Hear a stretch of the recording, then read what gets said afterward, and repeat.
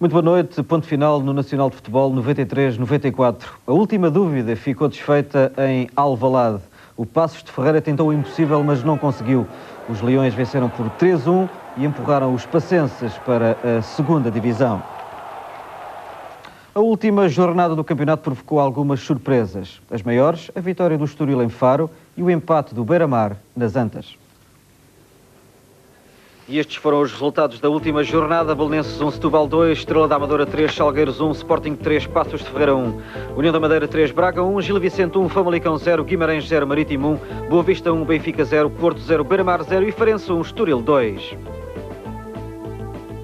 A última jornada determinou, pois, a despromoção do Paços de Ferreira, que se juntou ao Famalicão e ao Estoril. Noutras lutas, as da Europa, só falta definir quem estará na Taça das Taças e quem vai acompanhar Boa Vista e Marítimo na Taça UEFA.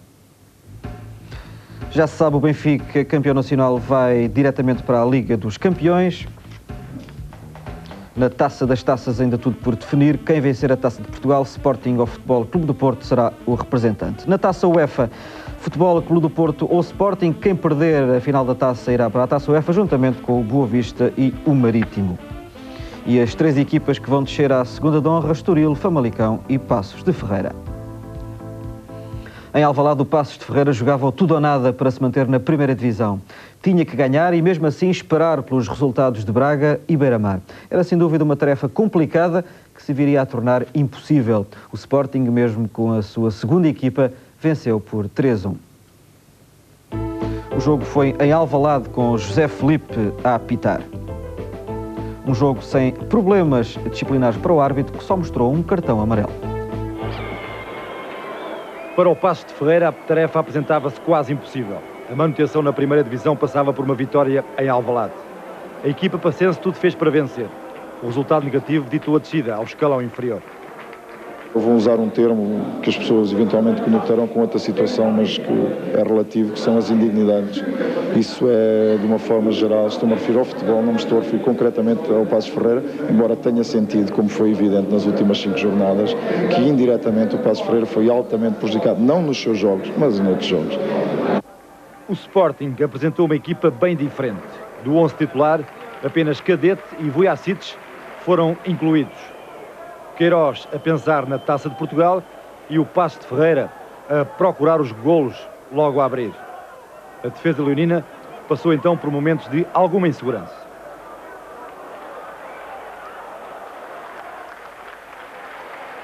Aos 12 minutos, Pacheco, bem na esquerda do ataque do Sporting, livra-se de marcação de um adversário do Paços de Ferreira, cruza, Soares não segura e Amaral perde o tempo de remate.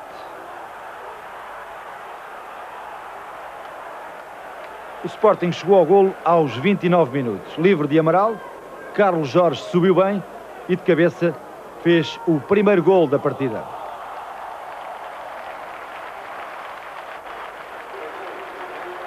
Antes do intervalo, mais 2 lances para golo.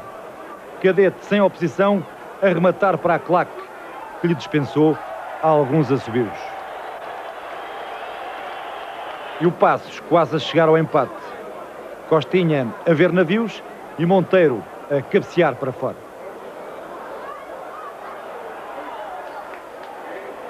Ao intervalo, Padrão joga nova cartada, coloca mais um avançado, Paulo Sérgio. No Sporting sai Porfírio, entra o Júnior Renato. Aos 6 minutos, o Paços de Ferreira chegou à igualdade. Cruzamento na esquerda, Costinha de novo mal batido e Paulo Sérgio a marcar. O Paços de Ferreira sonhava de novo. Sim, porque, como diria o poeta, o sonho comanda a vida e eu ali sonhei. Foi sonho de pouca dura. Monteiro salva sobre o risco de golo. E de seguida, Costinha nega a Riva o segundo golo do Paços de Ferreira. No Sporting, Queiroz lançava João Paulo, outro Júnior. Aos 28 minutos, 2-1 por Carlos Jorge. Após um canto depois, o defesa central a bizar. E o Sporting a aumentar um grande gol de João Paulo. 3-1 em Alvalade. Para o Paços de Ferreira a sentença estava ditada. Eu acreditei até à última que o Passos Ferreira tinha possibilidades de se manter na primeira divisão, senão não tinha aceito o cargo, nem tinha chegado até onde cheguei. Naturalmente revoltado com a despromoção do Passos estava o seu presidente. No final do jogo de Alvalade, José Gomes acusou o engenheiro Raul Rocha, membro do Conselho de Arbitragem, de tudo ter feito para segurar o Braga na primeira divisão, prejudicando por esse facto o Passos de Ferreira. Foram declarações graves à Rádio Renascença. Depois do Dr. Laureano vir embora, muita coisa se mudou no Conselho de Arbitragem e quem manteve o Braga na prisão foi o engenheiro Raul Rocha. Esse senhor é que está de parabéns e não há dúvida nenhuma que em Braga deve levantar-lhe uma estátua ao engenheiro Raul Rocha, tudo porque ele fez para que o Braga não baixasse. Parabéns ao engenheiro Raul Rocha e dou os meus sentimentos aos diretores da Associação porque deixaram esse senhor manter-se lá. A Associação de Futebol do Porto tinha por obrigação de ter corrido esse senhor quando o Dr. Laureano veio embora, porque o engenheiro Raul Rocha foi que manteve o Braga na primeira divisão. Escolheu nestes últimos jogos árbitros como um penalti na Amadora, como no domingo 2 penaltis a favor do Sport em Braga. Foram os 2 pontos fatais para que nós baixássemos a divisão. Não há dúvida nenhuma que o engenheiro Raul Rocha, esse senhor é que está de parabéns. Esse senhor, se tivesse vergonha, vinha-se embora do futebol, que era o que ele devia ter feito. É um corrupto, nem só que recebe dinheiro, é corrupto. Toda a gente faz fretes e vemos a nomeação do seu engenheiro Carlos Calheiros para o Passos Ferreira Braga, e passado 3 semanas para o Braga Sport. Por isso mesmo o engenheiro Raul Rocha é que nos pôs na segunda divisão, foi ele. Que não adianta tomar posições, só lamentamos que a Associação do Porto, ao indicar as suas pessoas, obrigá-las a manter até o fim. E o engenheiro, o Dr. Laureano, ainda está até o fim, foi que obrigou que os outros clubes fossem beneficiados. Disseram que o Passos Ferreira foi prejudicado pelos árbitros, não foi. Eu quero dizer que não foi, ainda hoje houve aqui uma boa arbitragem, simplesmente houve, isso sim, a corrupção em jogos onde o Braga jogava com um árbitro indicados e manobrados pelo próprio engenheiro Raul Rocha. Naturalmente tentamos obter a reação do engenheiro Raul Rocha a estas declarações graves do presidente do Passos Ferreira, mas até há poucos minutos atrás não foi possível contactar ainda este membro do Conselho de Arbitragem, o que pensamos fazer amanhã. Atentos ao jogo de Alvalade estavam Braga e Beira-Mar. Confiavam no Sporting, mas também tinham que fazer pela vida. Os aveirenses cumpriram a sua missão empatando nas Antas, mas os bracarenses ficaram mesmo à mercê. Nos Barreiros foram claramente derrotados pela União. António Marçal foi o árbitro que viajou até à Madeira para a União Sporting de Braga. Marçal com 3 amarelos, num jogo com 4 golos. Confrontado com a necessidade de pontuar para não depender de terceiros, o Braga veio a Funchal jogar aberto e pertenceram-lhe mesmo os 2 primeiros lances de perigo, ambos protagonizados na conclusão por Caroglan, que falhou aos 5 e aos 8 minutos. Aqui está o segundo com o remate para o corte de Marco Aurélio. Lances que evitaram o brio da turma madeirense, a qual aproveitou o espaço na defensiva contrária e na resposta esteve à beira de marcar aqui por Tico. Mas aos 12 minutos, Jokanovic entrou assim na área para disparar de forma fulminante, a bater Rui Correia e abriu o marcador, o que destruiu por completo todo o esquema bracarense. E aos 22 minutos, uma vez mais a defensiva do Braga completamente batida para o remate de Lepi a fazer o 2-0. Braga não encontrava antídoto para o melhor jogo do União a partir daí. E tudo era facilidade para o ataque madeirense ao entrar na área contrária. Por acaso, não sucederam mais golos. Esta perdida aqui de Pedro Paulo aos 38 minutos. E à beira do final da primeira parte, é Tico a rematar para fora. 2-0, resultado ao intervalo que ponha a turma do Braga em situação perigosa, mas não conseguia reagir ainda no início da segunda parte. Logo aos 8 minutos, nessa segunda parte, Tico marca o 3-0 para o União, e tudo ainda mais complicado para o Sporting de Braga, que reagia mesmo assim, até porque nessa altura já sabia que em Alvalade o Passos Ferreira empatava. E neste lance, aos 12 minutos da segunda parte, falta de Dragan sobre Fernando Pires, a respectiva grande penalidade cobrada por Barroso para fazer o 3-1. Um golo que deu algum alento à turma bracarense, que esteve de novo à beira de marcar, logo de seguida, aos 14 minutos, por Eugénio a rematar para fora. Foi o canto do cisne para a turma de Braga, e a partir daí o União a ter uma vez mais facilidades para entrar na área, como aqui por Lepi, a não concluir aos 23 minutos, ou então aos 24 minutos, Um remate de Pedro Paulo, por pouco, a não surpreender Rui Correia. E daí até ao final do encontro, dirigentes do Braga, atentos ao que se passava nos outros campos, final do jogo, vitória do União por 3-1, era a festa para a turma madeirense, bem saudada pelo seu público, a terminar da melhor maneira o seu campeonato, enquanto para o Braga o sofrimento acabava. Foi de facto uma grande luta. De facto estávamos atentos a todo o desenrolar dos acontecimentos nos outros estados, como era natural, quer nas Antas, quer em Alvalade. Felizmente o Sporting ganhou, sabia que o Sporting que se ia bater com dignidade, aliás como todos os clubes, como também o próprio Futebol Clube Porto. Sofremos muito.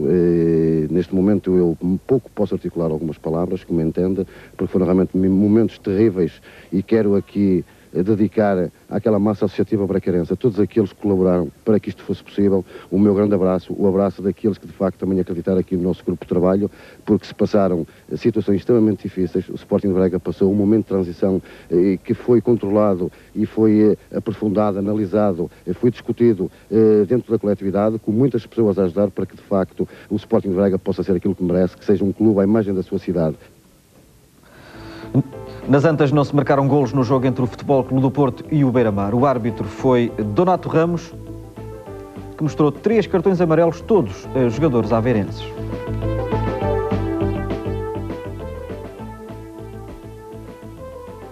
O técnico do Futebol Clube do Porto lançou 2 jovens, Carlos Filipe, um médio, e Madureira, um avançado. Os dois tiveram uma boa estreia. Do lado do Beira-Mar, este era um jogo que podia valer a época. Filipovic constrói uma teia defensiva onde os avançados do Futebol Clube do Porto nunca conseguiram ultrapassar com êxito. O Futebol Clube do Porto jogava sem velocidade e com pouca imaginação. Até que, aos 21 minutos, Madureira tem uma brilhante distância para Jaime Magalhães, que tenta o chapéu ao Cássio, mas a bola caprichosamente bate na trave.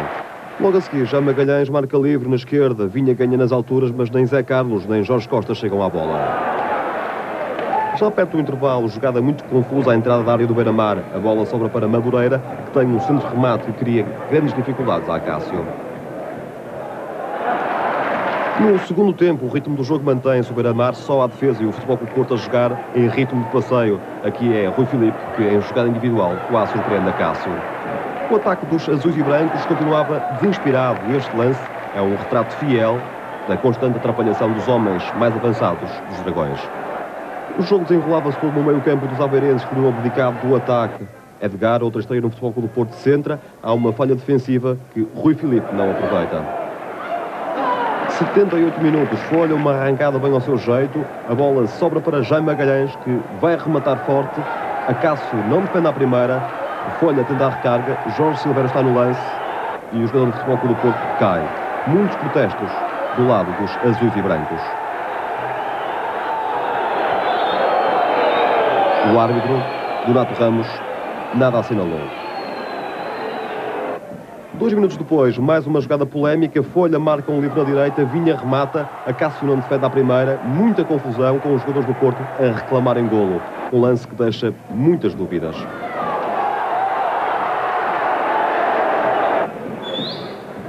Na resposta, Draskovic apanha a defesa do Porto em contrapé, corre para a baliza dos Dragões completamente isolado, mas não consegue ultrapassar Cândido, hoje o número 1 do Futebol Clube do Porto.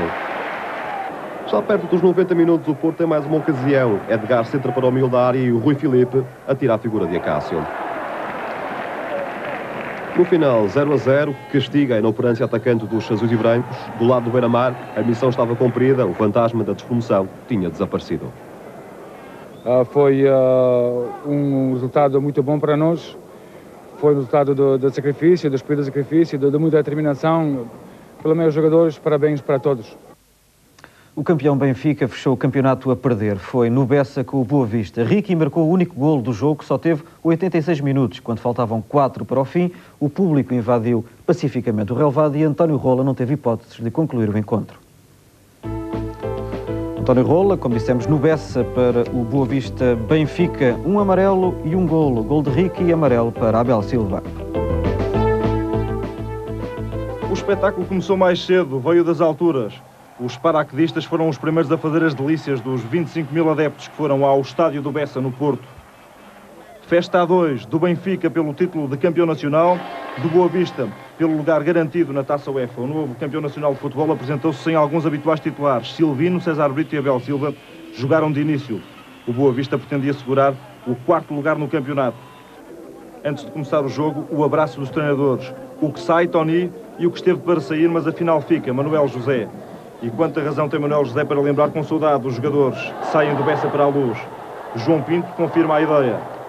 Ele foi o mais perigoso benfiquista em campo.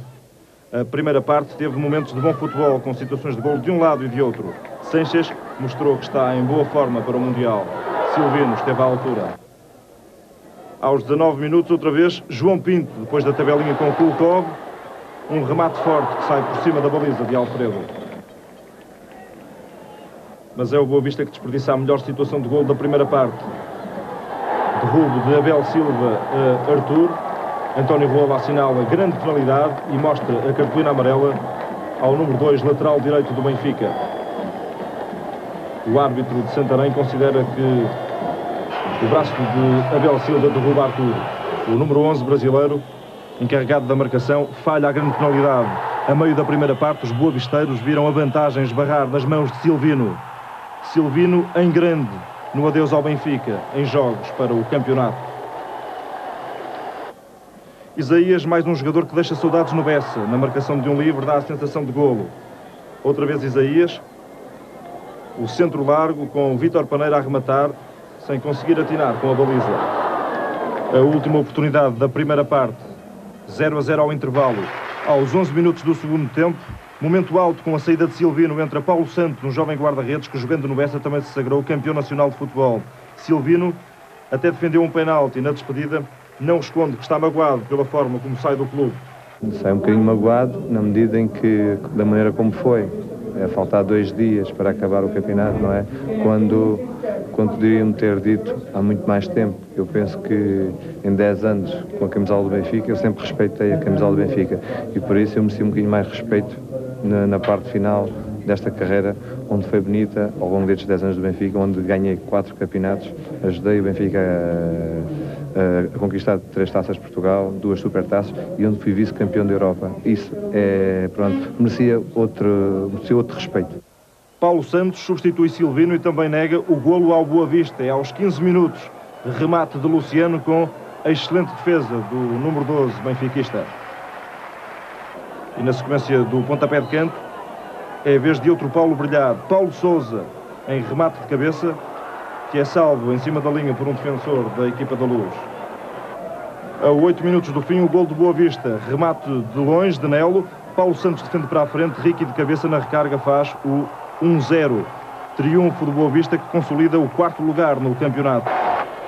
Com os adeptos do Benfica à espera da festa, António Rola nem teve tempo para acabar o jogo. Invasão pacífica do campo a 3 minutos do fim. O árbitro de Santarém entendeu que a partida não devia ser retomada. António Rola, o jogo acabou mais cedo. Não, a única coisa que eu vou dizer é o seguinte, tudo o que se passa no jogo e que é motivo relatório, eu menciono com toda a verdade e com toda a justiça. Agora, aquilo que se passou no campo é uma situação normal de festa. Portanto, vamos entender como festa, não vamos tentar aqui levantar problemas no que se passou. Eu vou ser metódico e vou transmitir ao relatório com toda a verdade e nada mais. Vai defender que os 3 minutos que ficaram por jogar sejam jogados numa outra ocasião? Não, a única coisa que eu tenho a impor é que aos 42 minutos, ao meu apito, para tentar demover as pessoas que já estão no terreno de jogo, os espectadores entendem que o jogo terminou e depois sentimos todos impotentes para começar a partida. É somente não havia condições de segurança? O Sr. Comissário diz que a partir deste momento que não havia possibilidade do jogo recomeçar. A versão de António Rola para o facto do jogo Boa Vista-Benfica não ter chegado ao fim. Vítor Correia, o que é que se pode dizer de uma situação destas? Pois, o que nós podemos aqui pôr em causa é saber se o árbitro cumpriu rigorosamente com o que está regulamentado ou não. Faltariam 4 minutos para terminar o jogo, quando houve efetivamente uma invasão pacífica dos espectadores. Acontece que o António Rola, logo no terreno de jogo, disse que o jogo não estava concluído, faltavam 3 minutos e qualquer coisa. Ainda faltaria também o tempo de prorrogação de tempo, devido a substituições, etc. E depois a impossibilidade de recomeçar o jogo. O António Rola recolhe às cabines, deve ter dito aos delegados que aguardaria o que está regulamentado, que são 15 minutos, e aos 20 minutos teve a informação do comandante da Força de que não havia hipótese do jogo ser reiniciado. Pronto, procedeu em conformidade. Agora fará o seu relatório circunstanciado e lá estará o Conselho de Disciplina para resolver este problema, que não é um problema menor, é um problema gravíssimo, pelo que me apercebo. Quais são as consequências que daí podem... Bom, o que eu penso é que há várias soluções. Uma delas será, logicamente, a derrota do Benfica por outro resultado que não 1-0, e depois o problema da interdição de campo, que já é um assunto que, enfim, que me escapa porque não estou bem dentro dessa legislação. Vamos então aguardar pela deliberação do Conselho de Disciplina sobre este caso. No final do jogo, o técnico do Benfica, Tony, afirmou que já tomou uma decisão quanto à sua continuidade no Clube da Luz. Só que, por enquanto, não a vai revelar. Em princípio, isso só irá acontecer depois da finalíssima da Supertaça. Na festa benfiquista não tem passado despercebido o apoio dos sócios do Clube da Luz a Tony. O treinador esteve hoje pela última vez no banco em jogos do campeonato. Quanto ao futuro, já tomou decisões para anunciar mais tarde. Há uma semana, reuniu com a direção. Tony explica para que serviu esse encontro. Serviu para me ser posta, portanto, perante um quadro novo para o qual eu estaria ou não receptivo.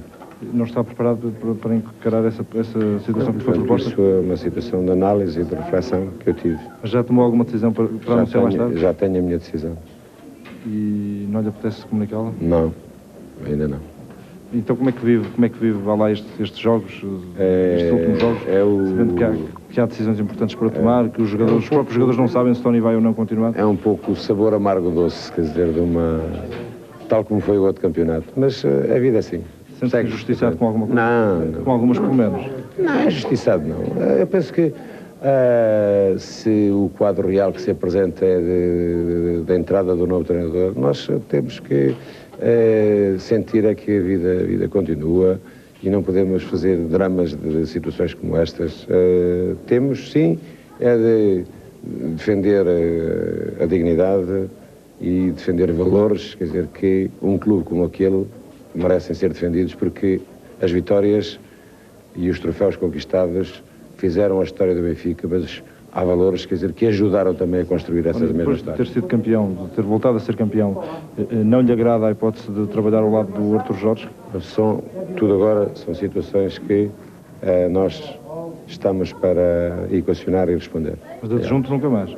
Não, isso, o caminho para trás, isso já estava anunciado há muito tempo. Então começa a ser um pouco incompatível. Pronto, então estamos aqui, tal como a semana passada, no último domingo, estamos a ocupar um tempo de antena, quer dizer, que não me parece... Se quiser já pode dizer. Não. Ficamos por aqui. Para a final da Supertaça, para a finalíssima? Penso que antes. Quando é que vai anunciar então? Não, quando as coisas estiverem concretizadas, elas neste momento ainda não estão. Espera que eles anunciem a contratação do Artur Jorge para depois anunciar a sua saída? Não, nós estamos a ter, e penso que ambas as partes têm que ter, têm que encontrar a solução que melhor sirva os interesses do Benfica, do Artur Jorge e do Tony. E quais são os interesses do Tony? Vamos ficar por aqui, está bem? Entretanto, hoje em Faro, dirigentes do clube espanhol Valladolid confirmaram o interesse pela contratação, ou pela possível contratação, do treinador português. Benfica, no Bessa, um dia depois de Valentim Loureiro e Manuel José terem feito as pazes. Está ultrapassado o pequeno diferente surgido entre o presidente e o treinador dos achadrezados. Voltou a boa disposição ao Benfica, que, ao Boa Vista, digo que continua a encontrar no Benfica um bom comprador. O Benfica fez mais um bom negócio com o Major Valentim Loureiro? Olha, com o Major Valentim Loureiro não se faz bons negócios, só se perde.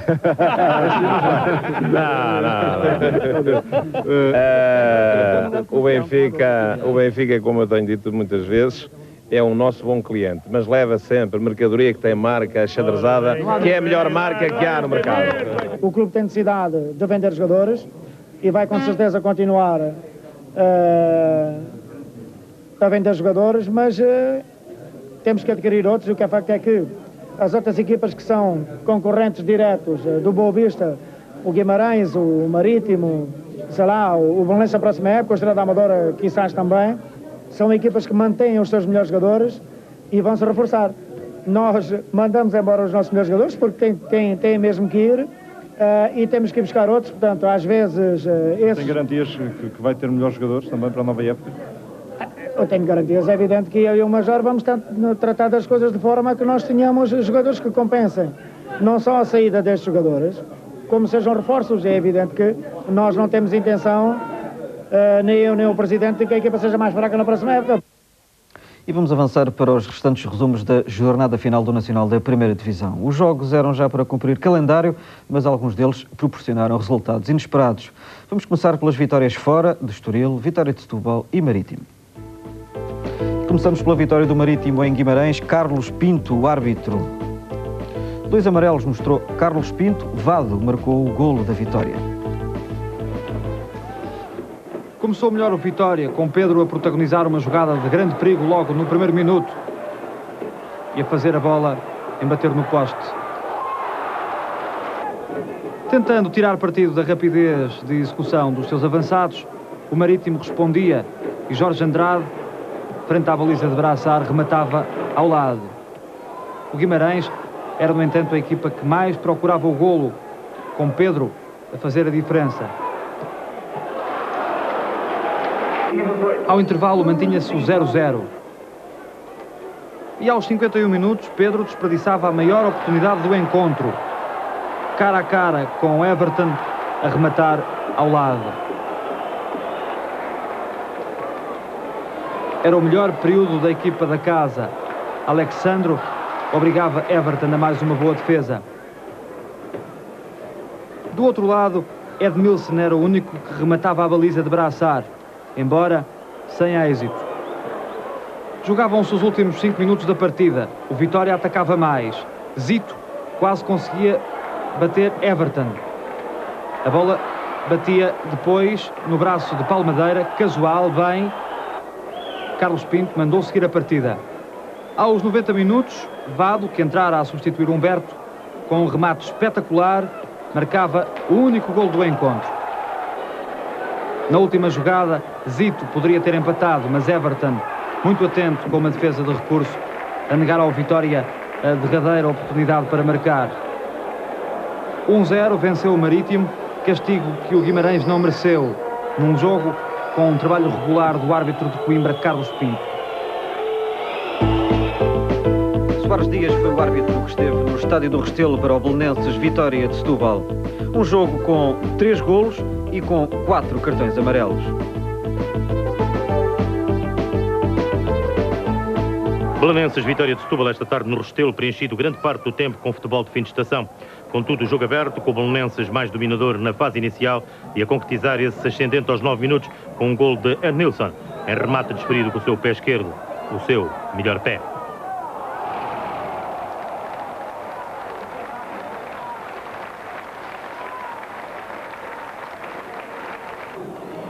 Os azuis mantiveram a dinâmica atacante e 2 minutos depois Teixeira serviu o eixo do ataque. Mauro Aires colocou em Mauro Soares, que de longe rematou também com o pé esquerdo ao poste direito da baliza Sadina.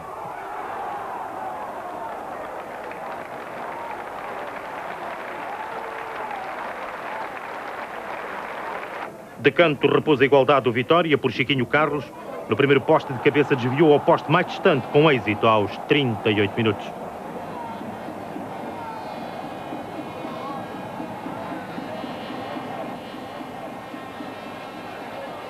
O Belenenses reclamou mão de Rui Gregório já na área. O central Sadino levantou o braço esquerdo e a perna direita ao mesmo tempo que torceu o corpo. Dada a proximidade do jogador azul, pode considerar-se bola na mão. No final da primeira parte, Taira, ainda de longe, tentou bater Paulo Sérgio, que respondeu com excelente defesa.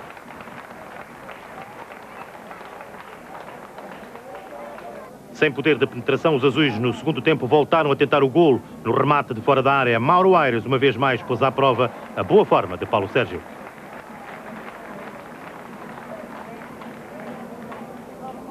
Lance de contra-ataque Sadino, Nito a tentar o corte, Rui Esteves a saltar por cima das pernas do lateral azul, jogo limpo.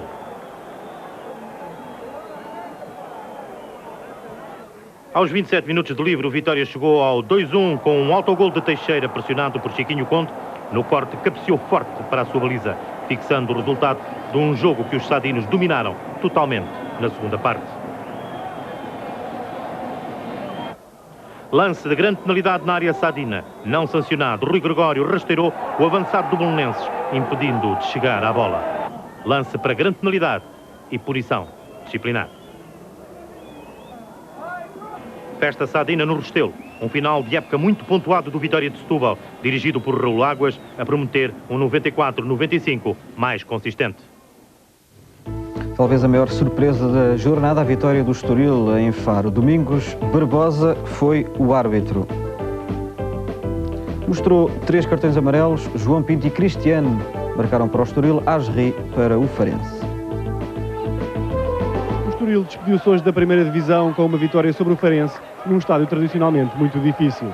Decorria o segundo minuto do encontro quando João Pinto bateu pela primeira vez o guardião José Carlos. Carlos Manuel sabia que a sua equipa tinha pela frente o adversário do outro campeonato, mas isso não intimidou os seus jogadores e na baliza mostrava-se muito atento. Aos 19 minutos, Domingos Barbosa, o árbitro da partida, não castigou um empurrão pelas costas de Passos a Djukic dentro da grande área. O Farense mostrava-se apático e as situações criadas não incomodavam os visitantes. Ao intervalo, Paco Forte apostava em Armando. Mais um ponta de lança que, contudo, não chegou para ao minuto 61 concretizar uma oportunidade flagrante de empate. O Estoril controlava as ações a meio campo e sempre que podia tentava o remate, pondo José Carlos à prova.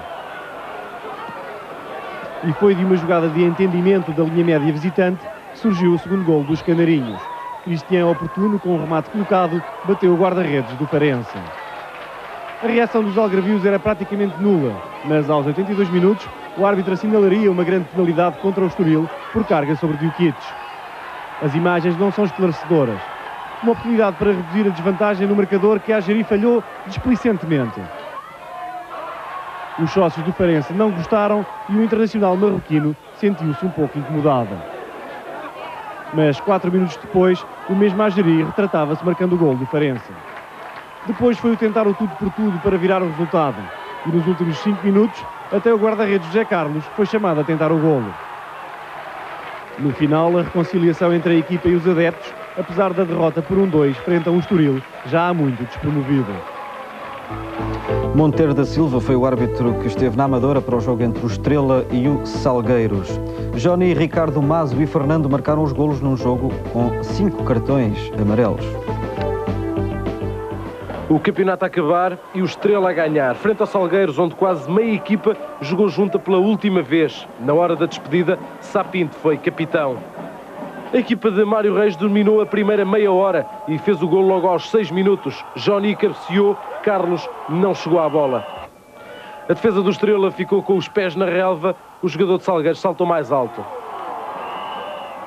Aos 26 minutos, João Alves reagiu, trocou o júnior Rui Rodrigues por Paulo Ferreira e foi uma revolução no jogo. O Estrela acordou e marcou. Ricardo fez o gol do empate aos 27 minutos, a passe do recém-entrado Paulo Ferreira. A equipa da casa dominava as operações e o brasileiro Mazo rematava aqui à trave da baliza de Fernando, uma estreia na baliza do Salgueiros. Mas o Estrela insistia. Pouco depois, boa jogada pelo lado direito, a defesa de Salgueiros afasta, mas Mazo não falha. É o 2-1 aos 37 minutos da primeira parte. Um excelente golo do médio brasileiro do Estrela, o seu primeiro golo no fechar do campeonato. Na segunda parte, o Estrela marcou logo aos 9 minutos. Um excelente golo do brasileiro Fernando. Um pontapé de bicicleta espetacular, o 13º golo do jogador brasileiro no Nacional 93-94. O lance mais espetacular da segunda parte. No final, invasão de campo e a festa dos homens da Reboleira e também dos Salgueiros no final da temporada. José Júlio Silva foi o árbitro do Gil Vicente Famalicão. Mangonga marcou para o Gil num jogo onde o árbitro mostrou 3 cartões amarelos.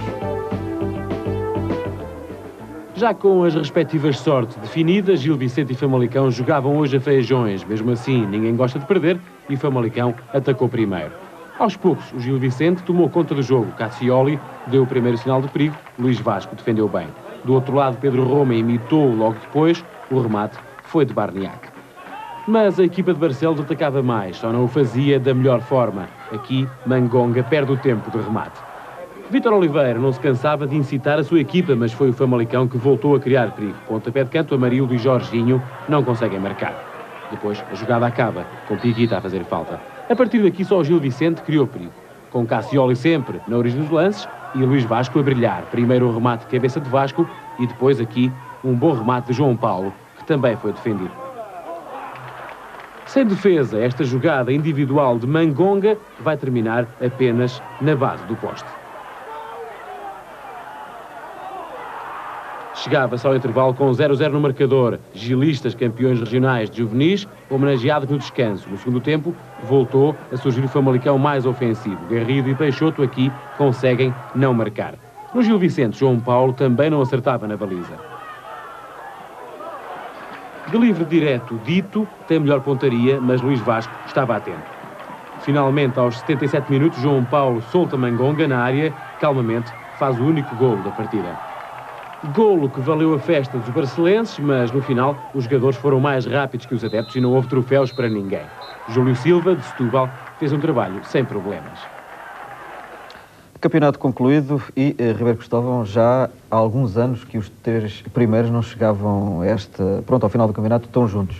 É verdade, de facto não acontecia isso há muito tempo, se bem que nos últimos 12 anos a ordem apenas tenha alterado em relação, regra geral, ou quase regra geral, em relação ao Benfica e ao Futebol Clube do Porto. O Sporting manteve a sua 3ª posição no 8º ano consecutivo, mas este ano foi até muito mais tarde e ameaçou mesmo chegar a discutir o título de campeão nacional. Em relação à jornada de hoje, salvo as surpresas já aqui referidas pelo Miguel Prates, há que dizer que alguns jogos apenas concitavam especiais atenções. O do Bessa, naturalmente, por ser a festa do Benfica no Norte, Benfica já campeão nacional há 2 jornadas, e depois os encontros que envolviam as equipas que estavam muito aflitas, para além do Famalicão e do Estoril, essas já despromovidas. E assim, os encontros das Antas, onde estava o Beira-Mar, da Madeira, onde o Braga jogava com o União, e de Alvalade, onde o Passos de Ferreira jogava também a sua última esperança, eram aqueles que reuniram maiores atrativos. Não se esperavam grandes milagres, que de resto não acontecem no futebol. E o Passos de Ferreira, muito embora tenha feito um bom jogo, tenha oferecido tenaz resistência, não conseguiu ficar entre os da primeira divisão, descendo assim com o Famalicão e o Estoril à divisão de honra no próximo ano.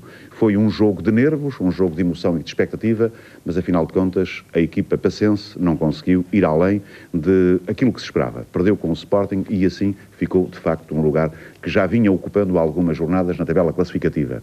Faz companhia, como dissemos, ao Estoril e ao Famalicão, por troca com o Tirsense, União de Leiria e Chaves, que regressam ao convívio dos grandes. É natural, sempre nestas alturas, deixar uma palavra de apreço e de simpatia para os que descem, com o voto de que se empenhem no regresso o mais rápido possível ao convívio dos grandes do futebol português. Este campeonato termina e apenas 10 equipas não mudaram de treinador, houve, portanto, várias chicotadas psicológicas, o que é sintomático, 8 equipas mudaram de treinador ao longo de todo o campeonato. A correlação de forças em relação ao Norte e ao Sul manteve-se, uma vez que, tendo descido o Estoril, subiu o União de Leiria, que é considerado mais ou menos uma equipa do Sul, mantém-se assim 9 equipas do Norte, 9 do Sul, considerando neste lote as equipas da Madeira e aliás, só da Madeira. Alguns destaques neste campeonato e nesta classificação final. O primeiro vai para o Vitória de Setúbal, que, tendo passado por alguns períodos bem difíceis e negros neste campeonato, chegando inclusive a temer-se pela sua despromoção, fez um brilhante 6º lugar na tabela classificativa. Aliás, fez um brilhante lugar na tabela classificativa depois de ter andado em situação aflitiva. 6º lugar é de facto um parabéns para o Raul Águas e para os seus jogadores que fizeram um futebol vistoso de ataque ao longo de toda a prova e conseguiram mesmo cotar-se como uma das equipas mais espetaculares de todo o campeonato. Destaque também para o Farense, que chegou a pensar na Europa nesta ponta final do campeonato, mas que ficou irremediavelmente afastado dessa hipótese, mercê de 3 derrotas consecutivas que teve agora nas últimas jornadas. E também uma nota de destaque, mas pela negativa, para o Vitória de Guimarães. Vitória de Guimarães, que depois de ter lutado pela Europa arduamente, ter mesmo chegado a pensar nessa hipótese, veio para o 9º lugar, uma classificação a que a equipa de Pimenta Machado não está muito habituada nos últimos campeonatos. Campeonato tranquilo, fizeram o União da Madeira, o Gil Vicente, o Amadora, o Salgueiros e o Belenenses. Campeonatos tranquilos, de um modo geral, durante praticamente todo o campeonato. Destaque para o Estrela da Amadora, que foi o rei dos empates, fazendo 15 empates ao longo de toda a prova. E agora resta-nos apenas desejar que as equipas que regressam à primeira divisão, e como já dissemos são o Chaves, o União de Leiria e o Tirsense, façam para o ano uma prova à altura dos desejos dos seus prosélitos. Fechamos também esta nota com uma referência aos golos e a outras pequenas curiosidades que decorrem da classificação final deste campeonato. Este campeonato termina com um saldo de veras positivo em relação aos 2 últimos anteriores. Como se verifica, a 34ª jornada fecha com 750 golos, o que dá uma média notável de 2,42 golos por cada jogo. 715 no ano passado, 692 golos marcados há 2 anos. Bons artilheiros, os do Campeonato Português nesta altura, se bem que na sua maioria tenham sido os estrangeiros a estar mais em evidência. E como se sabe, Iachini foi o rei dos marcadores neste campeonato nacional. Joga no Vitória de Setúbal, transferido já para a Grécia. Os melhores ataques foram, como quase sempre, o dos 3 grandes. O do Benfica fez 73 golos, seguiu-se o do Sporting com 67, o do Futebol Clube do Porto com 55. E logo após, o do Vitória de Setúbal com 52 golos, o que denota realmente a grande produtividade do ataque da equipa comandada por Raul Águas, onde se destacam Iachini e Chiquinho Conde. Quanto às melhores defesas, as dos 3 grandes sobressaem também. O Porto foi apenas batido por 15 vezes, a defesa do Benfica sofreu 24 golos, a do Sporting foi batida por 27 vezes. Depois, seguem-se como melhores defesas as do Boa Vista e do Vitória de Guimarães, com 30 golos cada. O campeonato termina com o Benfica e o Futebol Clube do Porto sem terem perdido qualquer jogo no seu próprio terreno. Fora, não conseguiram apenas vencer 2 equipas, o Braga e o Famalicão. O Estoril, que também estava neste lote, ganhou hoje em Faro. E pronto, ponto final em mais um campeonato. Vamos ver como ficou estabelecida a classificação. E esta foi a classificação final do campeonato 93-94. O Benfica primeiro com 54 pontos, Porto segundo com 52, Sporting terceiro com 51. Boa Vista e Marítimo somaram 38 pontos, o Vitória de Setúbal foi o sexto com 34. Guimarães, Farense e Estrela da Amadora chegaram ao fim com 33 pontos. 31 pontos para Gil Vicente, Salgueiros e União da Madeira. O Belenenses acabou o campeonato com 30 pontos. Beira-Mar somou 29, Braga 28, Passos de Ferreira 26, Famalicão 22 e Estoril 18. Iachini do Vitória de Setúbal foi o melhor marcador da prova com 21 golos. Drulovic somou 18, Kostadinov e Assan somaram 16.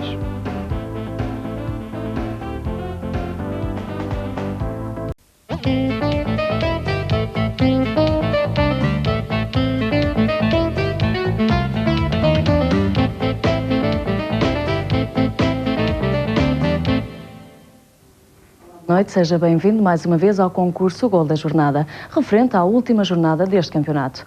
Como habitualmente, iniciamos este concurso com o gol vencedor da jornada passada. Assim, se o gol da sua preferência correspondeu ao número 3, marcado por Chiquinho Conde do Vitória de Setúbal, no jogo que opôs a sua equipa ao Farense, fique atento, pois até ao final deste concurso poderá saber se foi o premiado de hoje. Vamos então rever as imagens do gol vencedor.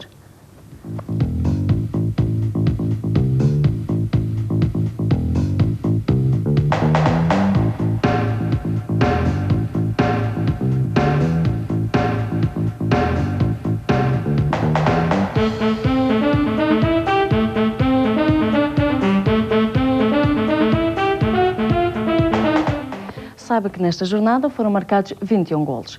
Para que possa participar, terá de ligar até ao meio-dia da próxima quinta-feira, dia 9, para os seguintes números. Se morar na zona de Lisboa ou do Porto, marque o 506 101 201 ao 221. Se morar em qualquer outra zona do país, marque o 0670 101 201 e ao 221.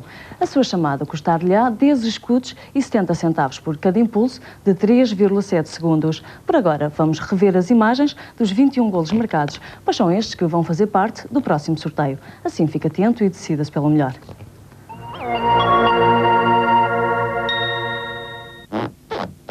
Dilastex, tinta texturada flexível para exterior. Tintas Dirup, os prazeres da cor.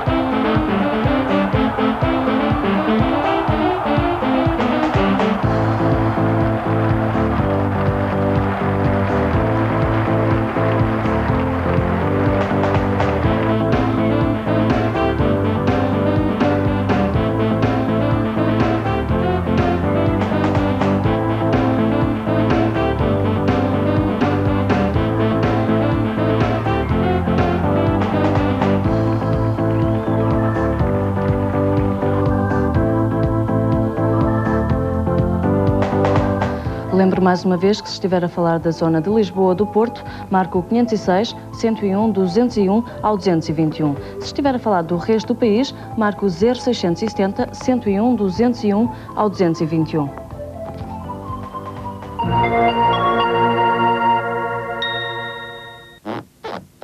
Dilastex, tinta texturada flexível para exteriores.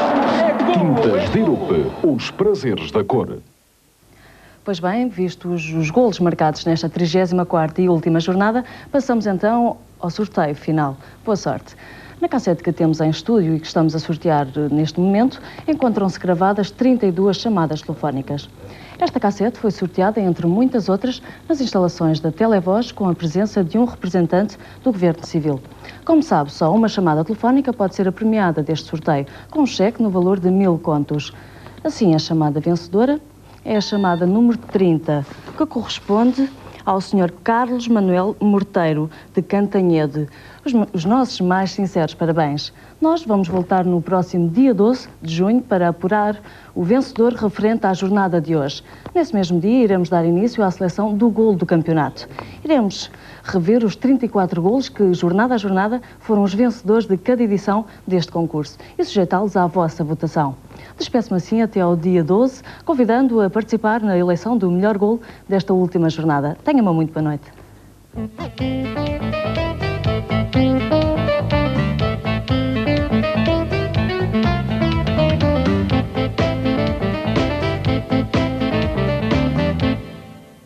E vamos agora para a divisão de honra, onde a hora é de festa para Chaves e Leiria, que hoje confirmaram a subida de divisão. Venceram em casa e deitaram por terra as últimas esperanças do Rio Ave. Curiosidade da última jornada foi a derrota do campeão tircense em casa, frente ao despromovido Loletano. Quanto a imagens, e estes foram os últimos resultados na divisão de honra. Tircense 0, Loletano 1, Leiria 2, Espinho 0, Chaves 2, Leixões 0, Nacional 1, Académica 0, Campo Meirense 3, Académico de Viseu 0, Felgueiras 1, Rio Ave 1, Lessa 2, Torriense 2, Portimonense 4, Desportivo das Aves 2 e Penafiel 1, Ovarense 0.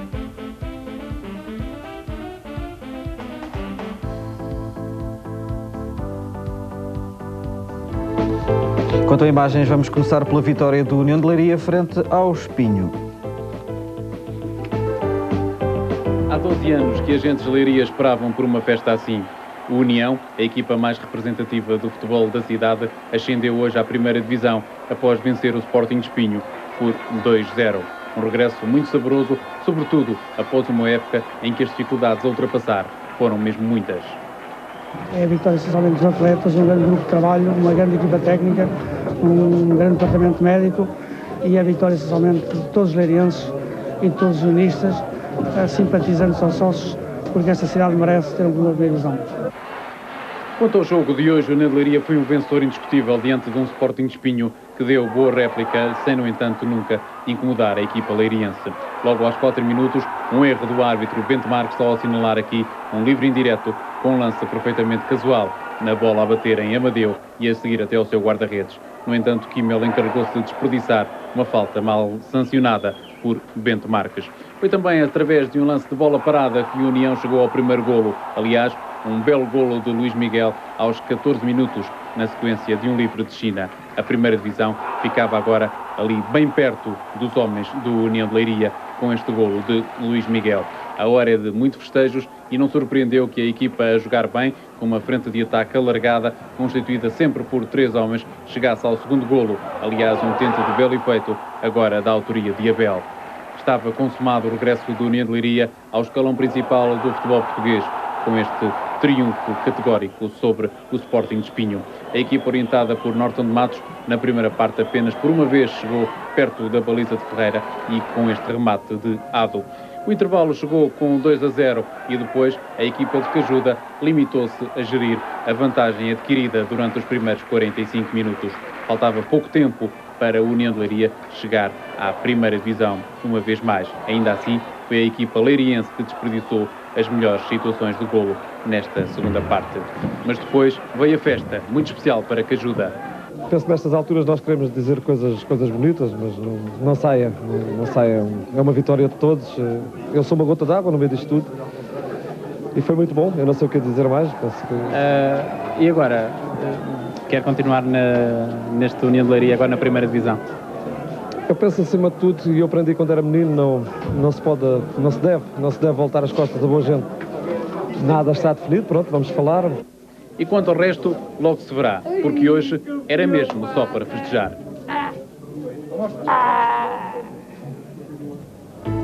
Festa também em Chaves, com a vitória do Desportivo sobre o Leixões, igualmente por 2-0. Estádio cheio no regresso dos Chaves à primeira divisão, mas a equipa flaviense teve de suar as camisolas. Aqui o Leixões não alinhou na festa. Mas as melhores oportunidades pertenceram aos Chaves. Neste lance, Vinícius vai rematar de cabeça à figura de Correia. O Chaves procura o golo, um remate enrolado que permite a defesa difícil de Correia, que foi o melhor jogador em campo esta tarde. O Leixões defendia como podia e raramente atacava. Aos 31 minutos, um lance polémico, Agostinho cai na área. 7 minutos depois, outro lance na área do Leixões, Túlio leva a mão à bola, Carlos Calheiros erra ao não assinalar grande penalidade. O 0-0 mantém-se, Correia defende quase tudo. O Chaves está todo no ataque, mas a bola não entra. A última oportunidade da primeira parte é flagrante. Walter remata, mas Correia defende. O primeiro tempo terminava com 0-0 no Estádio Municipal de Chaves. Os nervos estão à flor da pele. Na segunda parte, a mesma história. Os Chaves a carregar e a bola a não entrar. Correia continua a fazer grandes defesas. E aos 20 minutos, a grande explosão de alegria. Lino, do lado esquerdo, faz um centro e Vinícius faz o primeiro golo. O Chaves não muda de atitude e continua à procura dos golos. E aos 37 minutos da segunda parte consegue marcar pela segunda vez. Walter, muito rápido, faz o resultado final. O Chaves está na primeira divisão, no jogo onde Jesus fez a última defesa da sua carreira. Claro que é uma alegria imensa, mas no fundo também dá um misto de tristeza, porque são 24 anos a jogar futebol. Eu tinha todas as condições para jogar. E só não aconteceu porque há um homem que devia de cá estar neste momento também a viver esta alegria, que se chamava Carlos Garcia, mas que o mundo do futebol às vezes atropela demasiadas pessoas e acontecem situações que nós não esperamos. A alegria do treinador guarda-redes na hora da vitória. É o regresso dos Chaves à primeira divisão. A festa vai prolongar-se pela noite dentro. O candidato que ficou pelo caminho foi o Rio Ave, empatou em Felgueiras a 1-0. Um jogo a duas velocidades, lento e parado. O Felgueiras mais tempo em posse de bola, o Rio Ave mais cauteloso e a aproveitar eventuais erros do adversário. Ou então, na marcação de livros, como este em que Gamboa não tenha frieza suficiente. Também o Felgueiras se aproveitava dos lances de bola parada. Aqui, um golo bem anulado, carga sobre o guarda-redes vilacondense Jorge Silva. 39 minutos, Vicente dava o exemplo para chegar ao golo, mas também a pontaria saía mal. Mesmo a terminar a primeira parte, João tentava fazer melhor, mas nem de longe, nem de perto. Definitivamente, nada parecia sair bem.